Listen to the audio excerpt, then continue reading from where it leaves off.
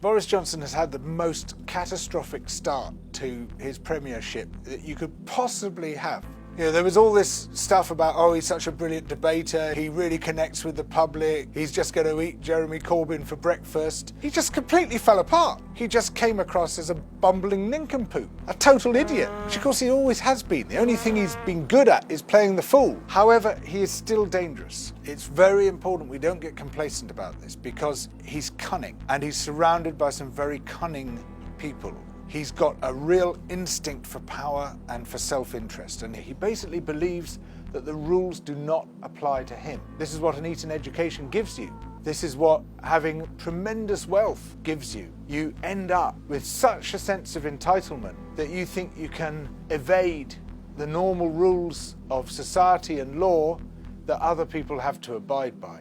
He starts ripping up the rules. He starts trampling democracy, trampling Parliament. Boris Johnson, appointed by the Conservative Party without any say-so from the rest of the country as Prime Minister, and then he in turn appointing a man with no obvious moral compass at all as this immensely powerful behind-the-scenes influencer. Dominic Cummings should have been subject to criminal investigation following the revelations made by Carol Cadwallader and others about how the Leave campaign operated. Instead, he's been put in possibly the most important and influential position in the United Kingdom, which is as Boris Johnson's controller. He is the person who decides whether cabinet ministers get to keep their special advisors or not. He seems able to override and overrule everybody else in government. Yet this is a man with a proven record of cheating, a man who oversaw a campaign of blatant lies. He is the very elite that he is railing against. He lives in a massive townhouse in Islington. It's even got a tapestry room.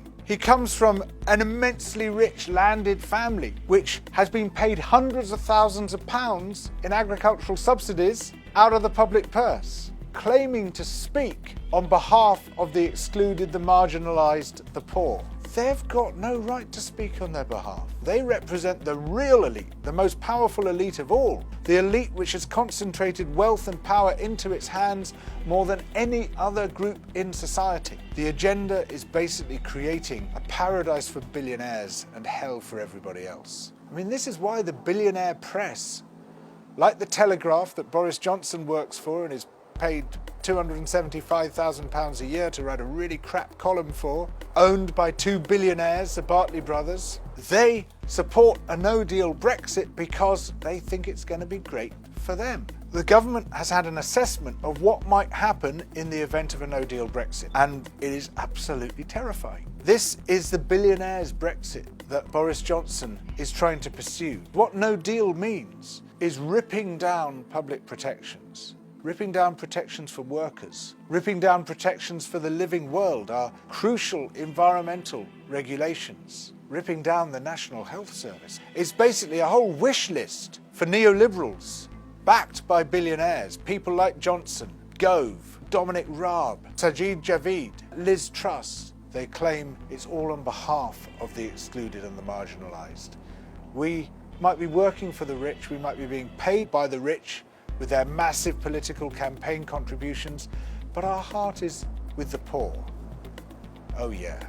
This is a time of great hazard, but it's also a time of great opportunity. There's a real possibility now that Boris Johnson has so massively overplayed his hand and caused so much chaos within the Conservative Party, within his own government, that they just can't come back from it. And this provides an opening for something completely new, for the real systemic change that Labour is proposing, that the Greens are proposing. But it's only going to materialise if we turn this into an active and popular politics.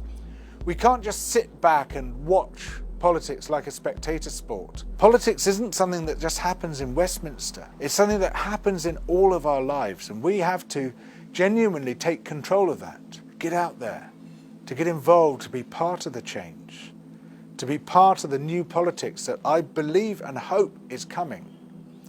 It's one of the greatest opportunities that any of us have had in our lives.